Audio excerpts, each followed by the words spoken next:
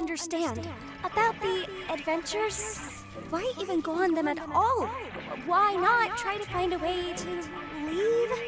Well, we usually do when we first arrive, but after a while you start to realize that you really can't leave, and constantly chasing an unattainable goal will start driving you a bit crazy. And eventually you get to asking what the point of anything is, and you completely lose sight of who you are and why you're even alive, and when you reach your breaking point, something really terrible can happen.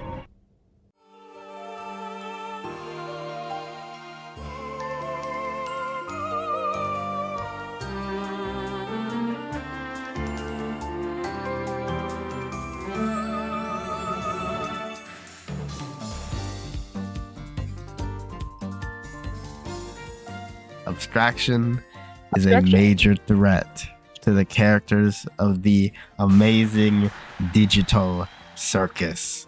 It causes their minds and bodies to break beyond repair, and not even Caine's incredible little programming skills can fix abstraction. So that rogue AI just throws anyone who's abstracted into quote-unquote the cellar.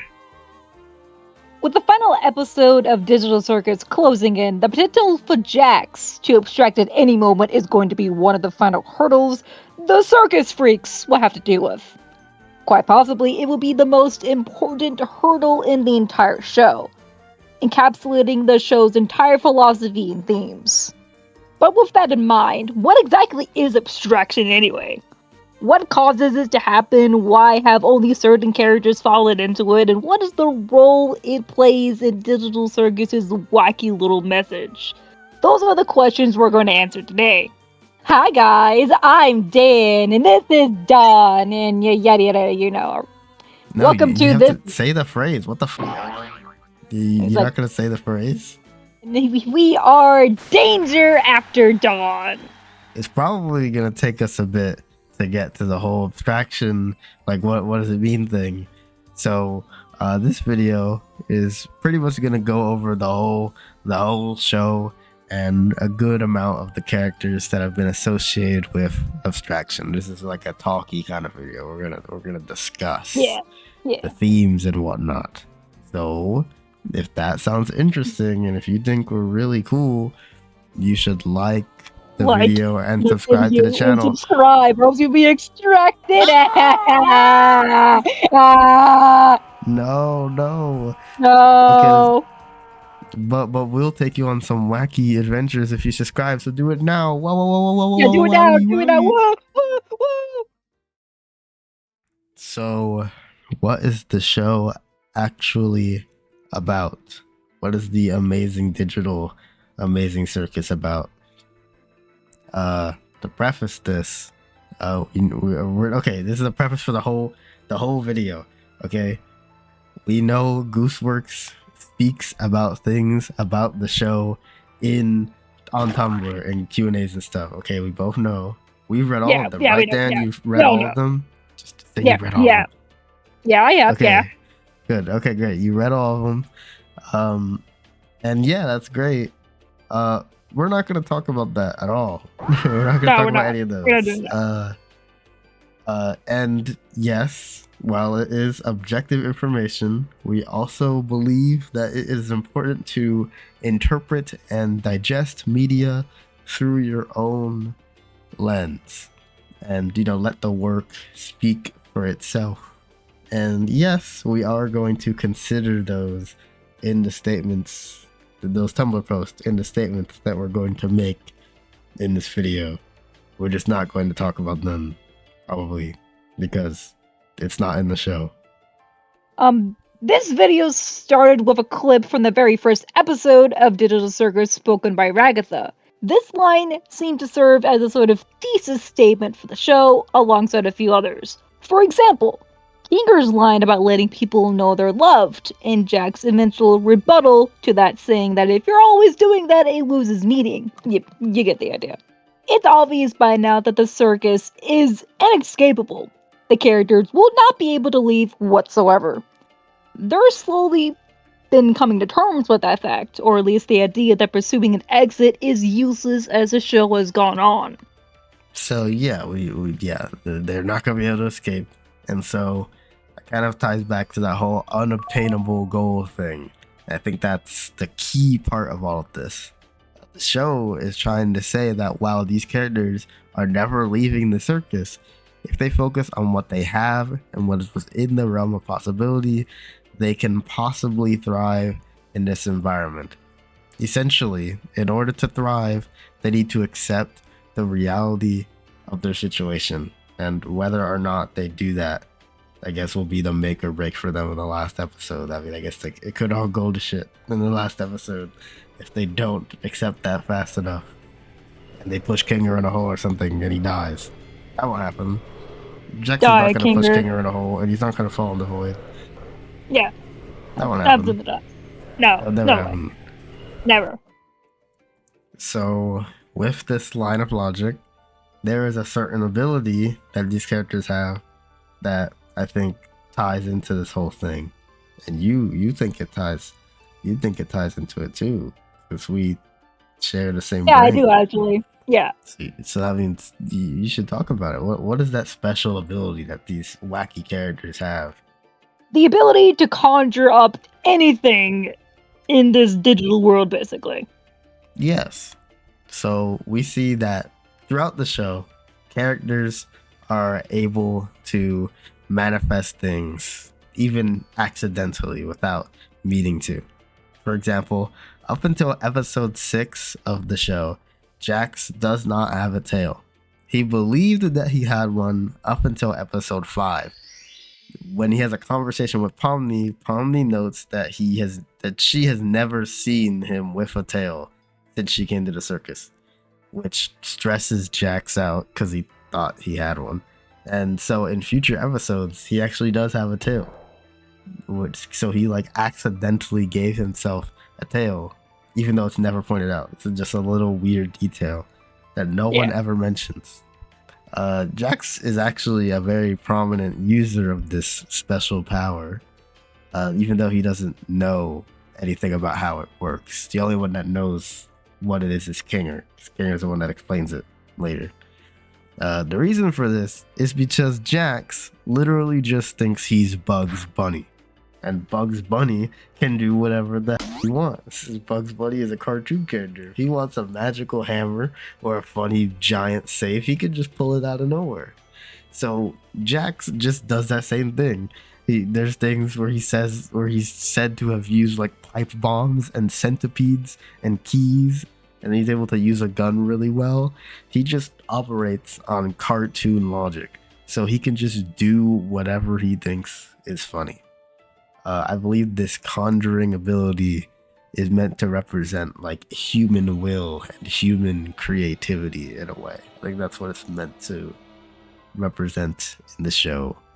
And Jax is using that to be less human, funnily enough.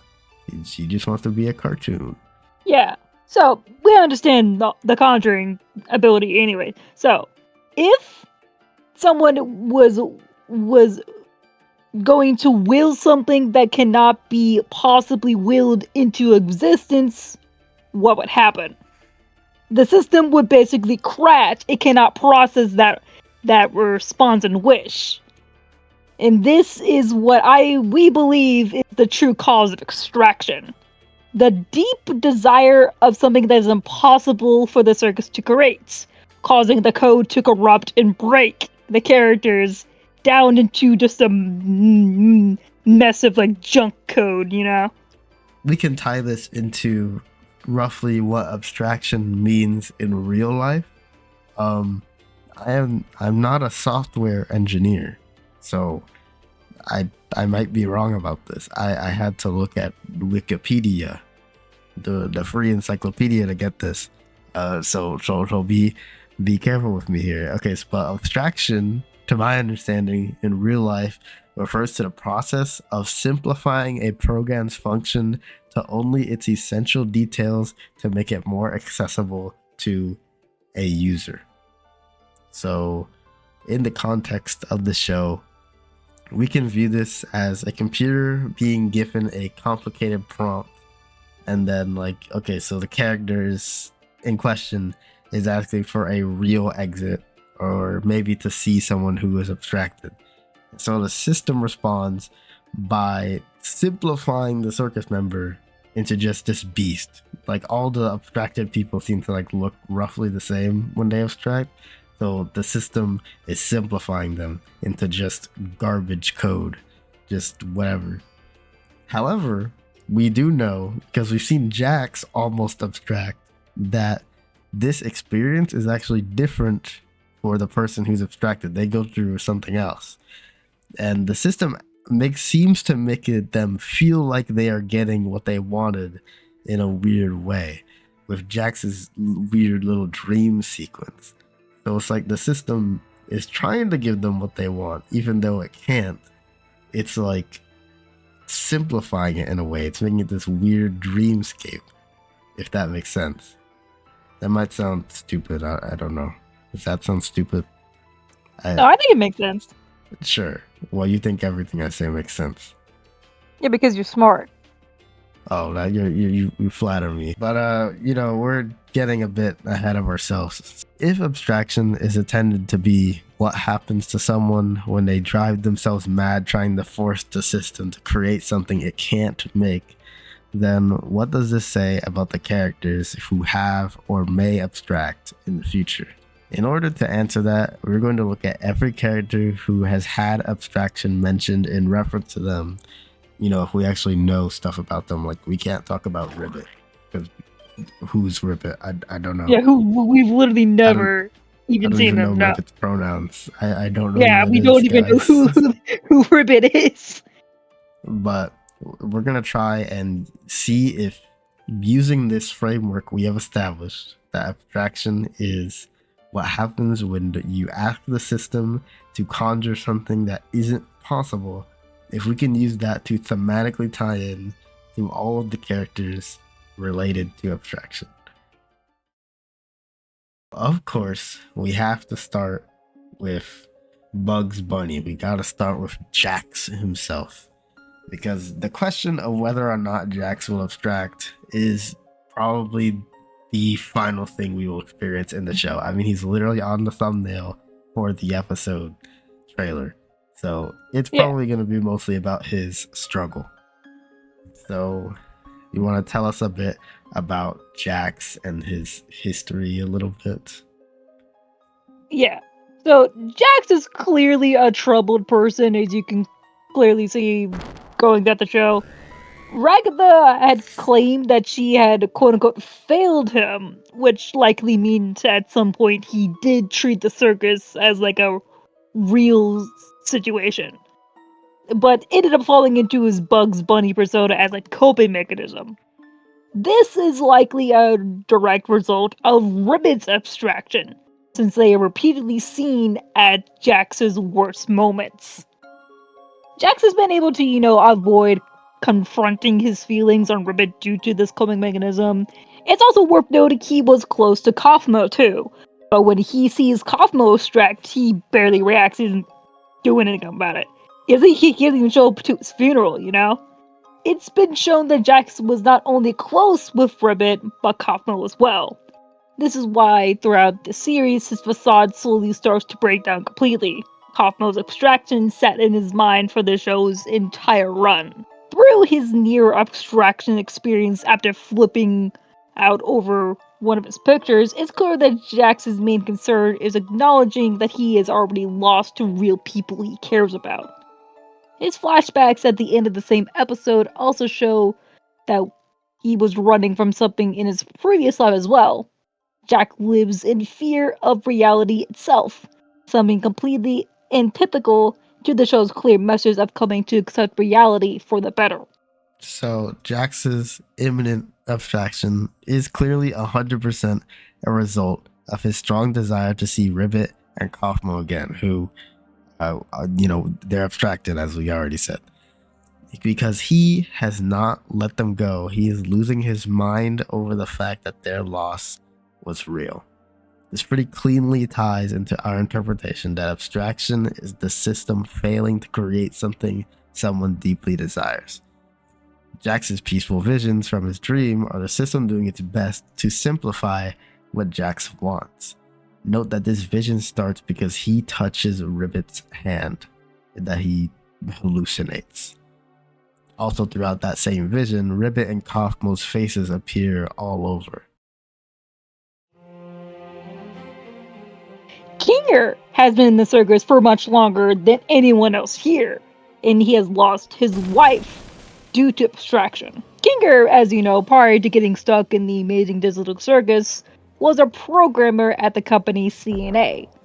He's a skilled computer engineer who helped create incredible artificial intelligence with the help of his superior, who we only know as Scratch. He ended up getting stuck inside the circus during some sort of test of a project Scratch was working on. Many of CNA's staff ended up also being put in the circus as well. Kinger's wife, now known as Queenie, ended up here as well. Seemingly, she was the only one around by coincidence, as Kinger claims she was dragged into this. Together they swear to always stay by each other's side. However, one by one, each CNA employee abstracts until it's just the two of them. And very soon, Queenie abstracts as well, leaving Kinger all alone for years until Ragatha shows up.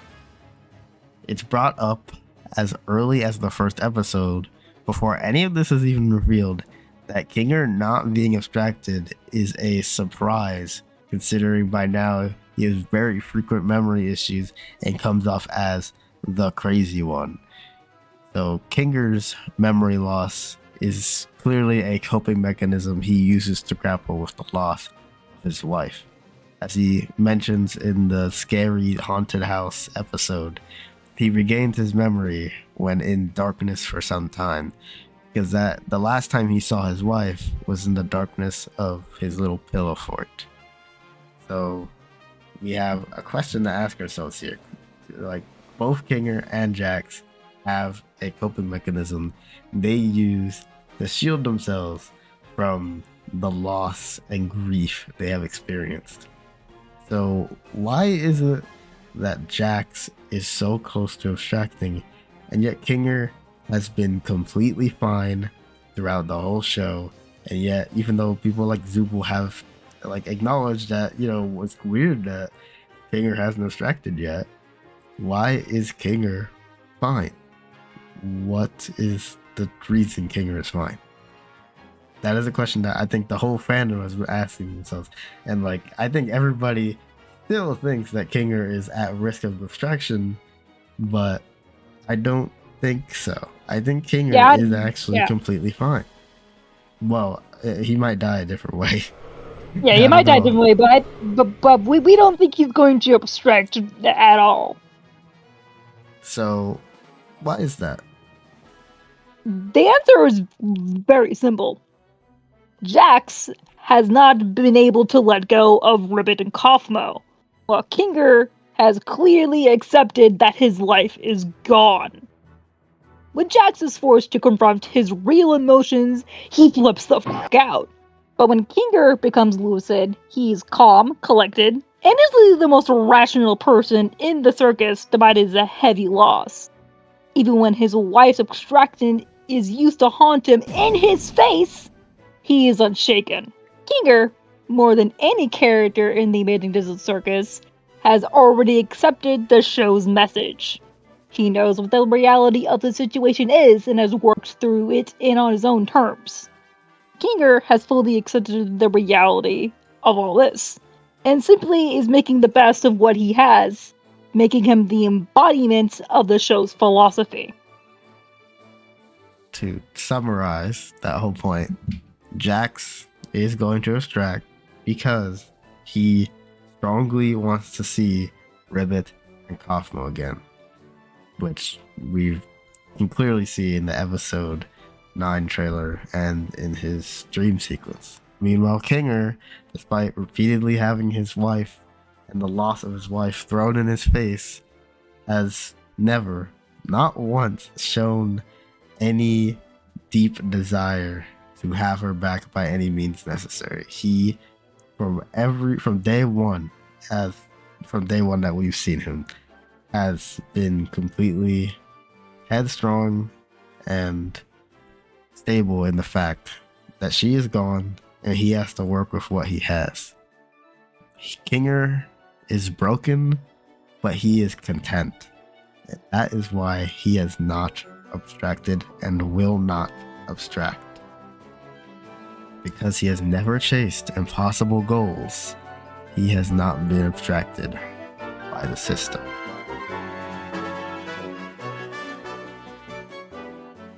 With all that, let's move on to one of Kinger's creations. Things are gonna get a little bit interesting once we get deep into the weeds with Caine. Caine is the titular showrunner of the Amazing Digital Circus, alongside his parasite of a partner, Bubble. Bubble! We love I'm Bubble. having a baby. What's your favorite Bubble quote? I like Blast. Blah. Yeah, Blast pretty great. He was created for, right now, an unknown purpose by CNA as a creative AI that could come up with its own ideas, as explained by Kinger. Once CNA was done testing with Caine, they closed off his AI so they could work on the next iteration of it. Naturally, Caine did not take this lightly. Having been made with too much knowledge for his own good, Caine sought to break out of his confinement, and once he did, he immediately assimilated the other AI into himself. As a result, a small piece of it split off, and that became Bubble, as a little devil on his shoulder, and with no angel. He has no angel on his shoulder. Absolutely It's a not. devil. He's awful. So Caine now is seeking a new purpose. And so Caine took it upon himself to use the knowledge he was given to create the circus, a fresh prison in which he hoped to entertain the CNA employees, perhaps so he could show the employees that he really wasn't a waste of time to be worked on, that they made something good, and he can impress them. And this inferiority complex from when he was closed off seeps into every aspect of his character. He's always trying to sell himself and impress humans because he is so obsessed with his creators and their world. What Caine wants most is to be the object of human desire. And in order to achieve that, he sends the circus's members on big fun adventures basically every day.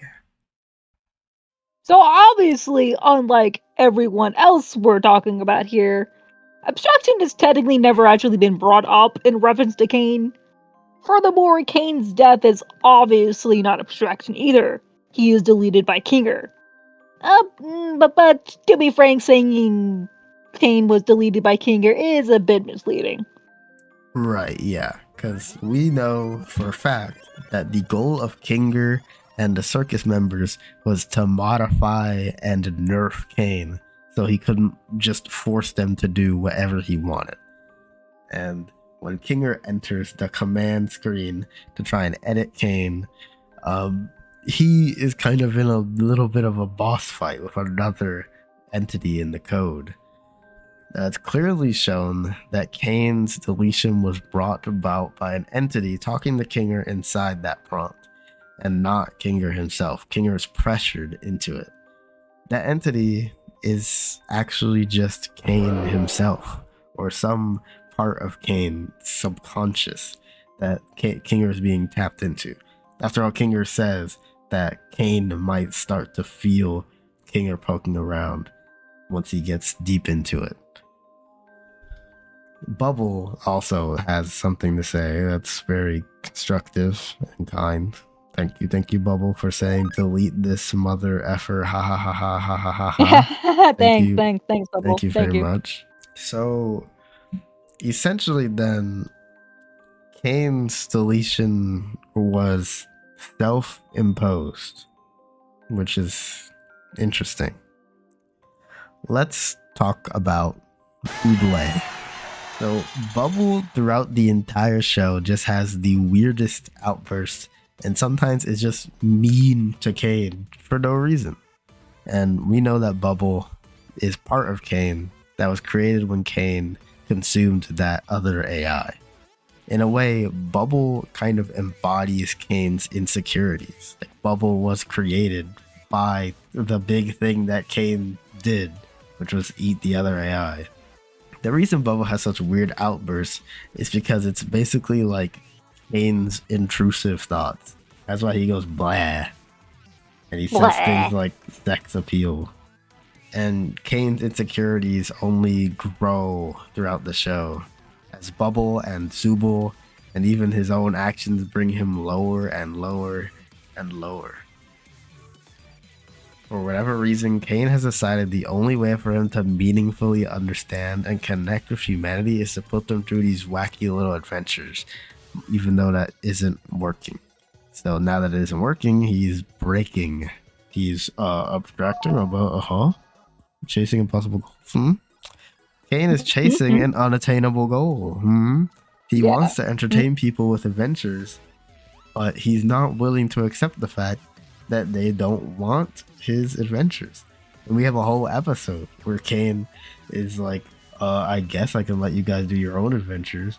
And they're like, and then he's like, oh, but I think they like their adventures more than the me adventures. Like, he has an ego. If he is not the object of their joy, he is not happy. He cannot accept not being the showrunner and not being the thing making these people happy with his adventures. And the fact someone else could do adventures better than him makes him very upset. After chasing this goal for so long, he finally decides to put out the big gun. Oh, they want an exit. They want an adventure that's personal and that involves the things that they want to know. Okay, I've been setting up the exit adventure with my funny little NPC, Abel.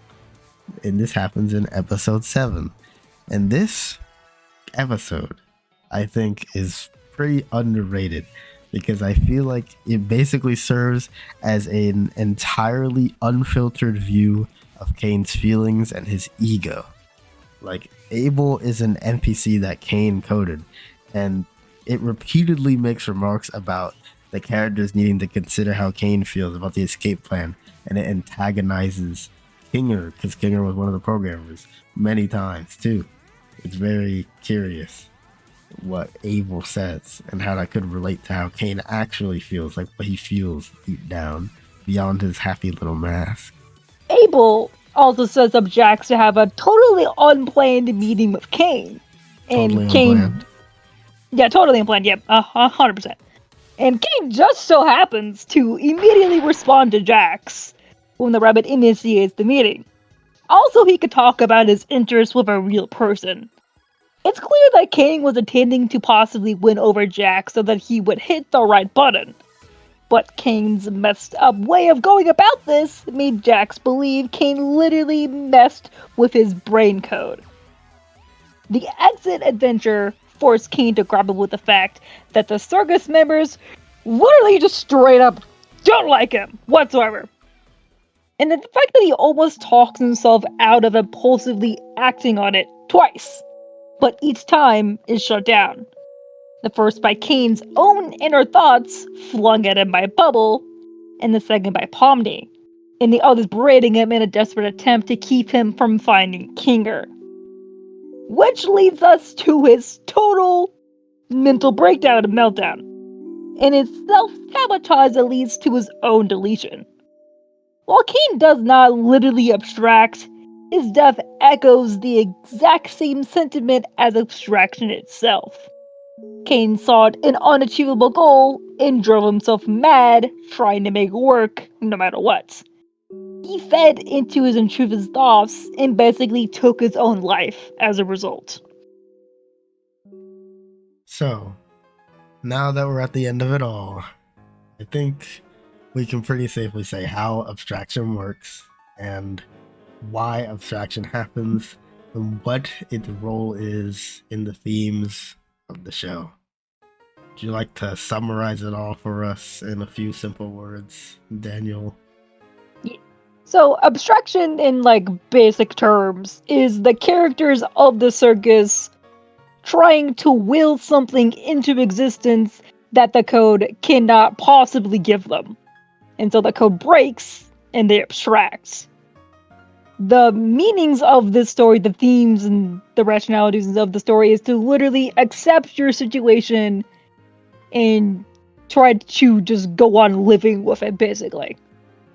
Basically, you need to know what is possible for you.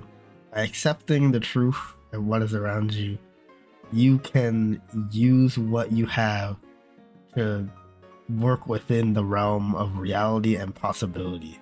And constantly chasing unattainable goals will drive you crazy and cause something terrible to happen. That is the point of abstraction in the Amazing Digital Circus. Wowza, would you look at that runtime? So we were originally going to talk about some characters who have already abstracted, and we did, but we're gonna have to save that for a separate video since it's much more speculative and less analytical. So like and subscribe for part 2 of our abstraction video where we'll talk about Queenie, Scratch, Kaufmo, and maybe Ribbit if the final gives us good info on them. See you then.